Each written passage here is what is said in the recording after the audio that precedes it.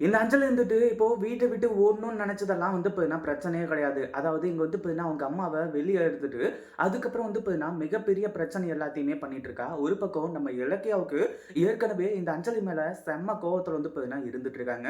அதாவது எந்தெந்த விஷயத்துல அப்படின்னு பார்த்தீங்கன்னா, அவங்க அம்மாவ கொல்ல பார்த்தது, அப்படி இப்படின்னு சொல்லிட்டு நெறைய விஷயத்துல அவங்க பயங்கர கோவத்துல இருந்துட்டு இருக்காங்க. இப்போ என்னடான்னா, கார்த்திக்கு ஃபோன் பண்ணி பணம் கேட்டுன்னு மிரட்டுனது. ஆஃபீஸ்க்கு போயி, ஆஃபீஸ்ல வந்து பார்த்தீங்கன்னா, அசிங்கப்படுத்தணும், அவமானப்படுத்தணும்னு சொல்லிட்டு வந்து நெனச்சு, அவளே வந்து பார்த்தீங்கன்னா, அசிங்கப்பட்டு போனது. இப்படி பல காரணங்களால இந்த அஞ்சலி மேல செம்ம கோவத்துல இருந்துட்டு இருந்தாங்க. இப்போ என்னடான்னா, இந்த அஞ்சலி ஒரு சூப்பரான காரியத்த பண்ணியிருக்கா. அதாவது முட்டாள்தனமா வந்து பார்த்தீங்கன்னா, இங்க என்ன பண்றது, ஏது பண்றதுன்னு சொல்லிட்டு வந்து தெரியாம, அவ பாட்டுக்கு வந்து பார்த்தீங்கன்னா, ஏதோ ஒண்ணு பண்ணிட்டு இருக்கா. அதுல இலக்கியாவுக்கு கிட்ட வந்து பார்த்தீங்கன்னா, வசமா சிக்கிக்கிட்டு, இப்போ கத்திய வச்சு வந்து பார்த்தீங்கன்னா, இலக்கியா மிரட்டிட்டு இருக்காங்க. "நீ எவ்ளோ தைரியம் தான் இந்த மாரி பண்ணியிருப்ப?" அப்படின்னு சொல்லிட்டு வந்து சொல்றது மட்டும் இல்லாம, இந்த குடும்பத்தோட மானத்தையும், அவமானத்தையும் வந்து பார்த்தீங்கன்னா, "நீ அவ்ளோ இது பண்ணணும்னு பார்க்குறியா?" அப்படி இப்படின்றமா வந்து சொல்லி, அஞ்சலிய வந்து பார்த்தீங்கன்னா, உண்டு இல்லன்னு பண்ணிட்டு இருக்காங்க.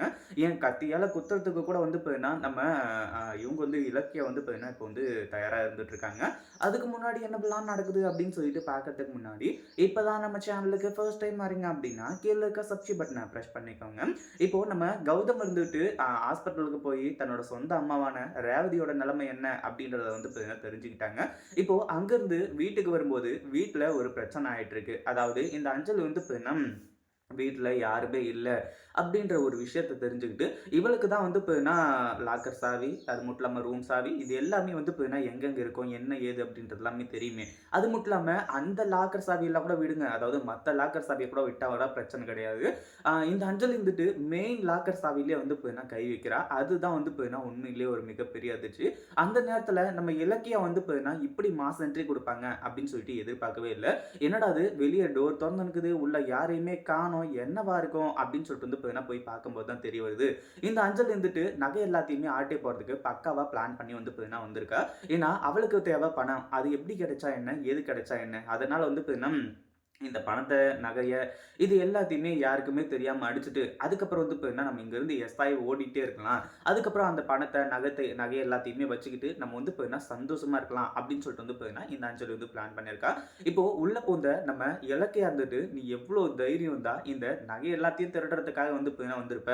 ஏதோ சரி உன்னோட ரூம்ல உங்க அம்மா வந்து பார்த்தீங்கன்னா, ஏதோ 5 பவுனோ, 10 பவுனோ போட்டாங்களே, அந்த நகைய நீ எடுத்துட்டு போறதுக்கு வந்திருந்தா கூட, நீயா வந்து கேட்டிருந்தாலே வந்து பார்த்தீங்கன்னா, அந்த நகைய வந்து தூக்கி உன்கிட்ட குடுத்துருப்போம். ஆனா, நீ என்னடான்னா, மொத்த நகையும் ஆட்டைய போட்டு போய் பார்க்குறியா? அப்படின்ற மாரி வந்து சொல்லி, அஞ்சலிய வந்து பார்த்தீங்கன்னா, உண்டு இல்லன்னு பண்ணிட்டு இருக்காங்க. மாமாவோட பேரையே வந்து பார்த்தீங்கன்னா, நீ கெடுத்துட்ட. இந்த மாரி கேவலமான காரியத்த பண்றதுக்கு உனக்கு வெட்கமா இல்ல? அப்படின்ற மாரி வந்து சொல்றது மட்டும் இல்லாம, கத்திய வச்சு ஒரு வார்த்தை அதுக்கப்புறம் பேசின அப்படின்னா, உன்ன வந்து சும்மா விட மாட்டேன். நீ இப்படியே இருக்க ரொம்ப நேரத்துக்கு அதாவது போலீஸ்க்கு ஃபோன் பண்ணியிருக்கேன்.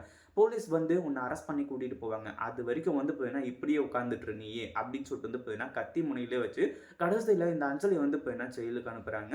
இத பத்தி நீங்க என்ன நினைக்கிறீங்க? அந்த வீடியோ புடிச்சிருந்தா லைக் பண்ணுங்க, ஷேர் பண்ணுங்க.